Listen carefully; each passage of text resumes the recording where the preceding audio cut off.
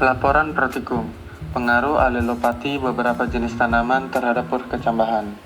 Ronald Castro, 2402042. Dosen pengampu Salmiati MPD PhD, Program Studi Agroteknologi, Institut Teknologi Perkebunan Pahlawan Indonesia. Pendahuluan, latar belakang. Ekosistem adalah suatu sistem ekologi yang terbentuk oleh hubungan timbal balik antara makhluk hidup dengan lingkungannya. Ekosistem bisa dikatakan juga suatu tatanan kesatuan secara utuh dan menyeluruh antara segenap unsur lingkungan hidup yang saling mempengaruhi. Ilmu yang mempelajari ekosistem yang disebut ekologi. Ekologi mempelajari bagaimana makhluk hidup dapat mempertahankan kehidupannya dengan mengadakan hubungan antar makhluk hidup dengan benda tak hidup di dalam tempat hidupnya atau lingkungannya. Para ahli ekologi mempelajari hal berikut. Pertama, perpindahan energi dan materi dari makhluk hidup yang satu ke makhluk hidup yang lain ke dalam lingkungannya dan faktor-faktor yang menyebabkannya. Kedua, perubahan populasi atau spesies pada waktu yang berbeda dalam faktor-faktor yang menyebabkannya. Dan ketiga, terjadi hubungan antar spesies atau interaksi antar spesies makhluk hidup dan hubungan antar makhluk hidup dengan lingkungannya. Komponen-komponen pembentuk ekosistem adalah komponen hidup atau biotik dan komponen tak hidup atau abiotik. Kedua komponen tersebut berada pada suatu tempat dan berinteraksi membentuk suatu kesatuan dan teratur, menurut Heidi 2000. Alelopati merupakan sebuah fenomena yang berupa bentuk interaksi antar makhluk hidup yang satu dengan makhluk hidup lainnya melalui senyawa kimia. Kemampuan untuk menghambat pertumbuhan tumbuhan lain merupakan akibat adanya suatu senyawa kimia tertentu yang terdapat pada suatu jenis tumbuhan, menurut Odum 2000.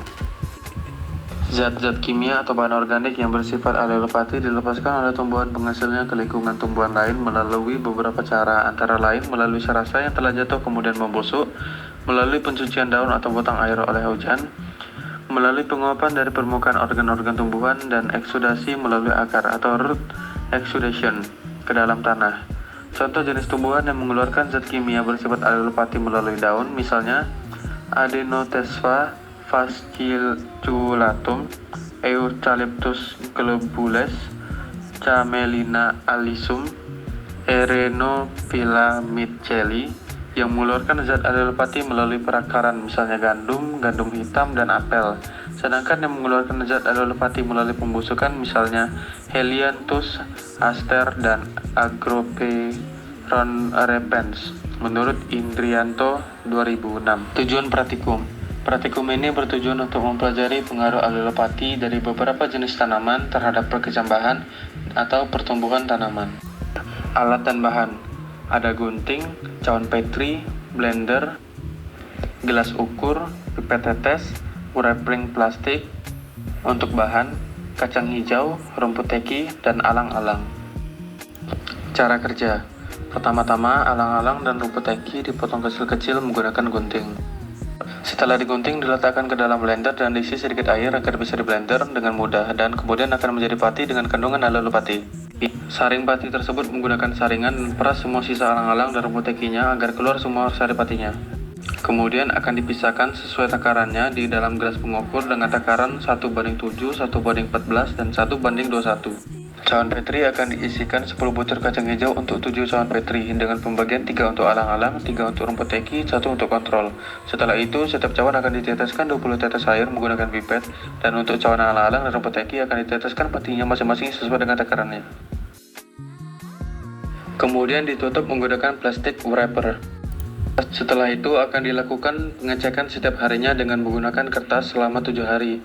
Gunanya adalah untuk melihat perkembangan dan efek alelopati pada kacang hijau tersebut. Hasil. Berikut adalah hasil pengamatan pengaruh alelopati terhadap rumput teki dan rumput alang-alang. Pembahasan. Alelopati adalah pengaruh suatu tumbuhan terhadap tumbuhan lain melalui pelepasan senyawa kimia atau alelokimia yang bisa bersifat positif atau negatif. Senyawa ini dilepaskan melalui mekanisme seperti penguapan, eksudat akar, dan dekompensasi yang mempengaruhi pertumbuhan tanaman di sekitarnya.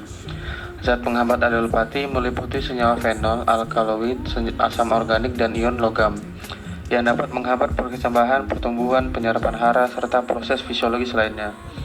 Faktor-faktor seperti kemasakan benih, ukuran, dormansi, air, oksigen, dan temperatur juga mempengaruhi perkecambahan benih. Rangkuman. Kesimpulannya, alelopati adalah mekanisme alami yang digunakan oleh tanaman untuk berinteraksi dengan tanaman lain melalui pelepasan senyawa kimia atau alelokimia. Pengaruh alelopati dapat bersifat negatif dengan menghambat perkecambahan, pertumbuhan, dan proses fisiologis tanaman di sekitarnya, tergantung pada jenis dan konsentrasi senyawa.